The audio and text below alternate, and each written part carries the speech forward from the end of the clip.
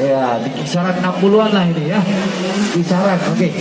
Ya, kalau sebagai sosok daripada master atau bintang putihnya di sana tuh KMS Giti Mulyanto Sport.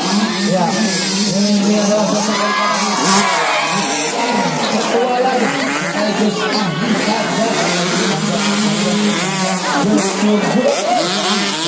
itu justru yang glitter.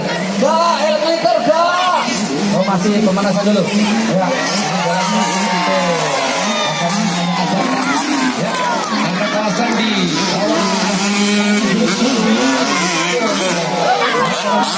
juga menjadi kekuatan daripada Kota Rombolawe sekarang ini ya, agak tertinggal perjalanan daripada Pajuri yang sedang depan konten. Itu dia kekuatan yang memang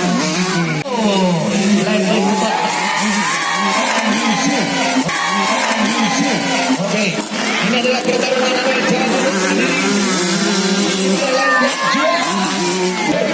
ya, dengan kekuatan yang kemudian membawanya sekarang ini pada peringkat 3. Perjalanan di 2016 sosok anak muda yang balapannya tidak hanya di seputaran Pulau Jawa ataupun luar Jawa, tapi sudah melangkah ke luar negeri. Ini menjadi perjalanan yang cukup membanggakan bagi dengan Indonesia. Karena tidak ada Christian Garone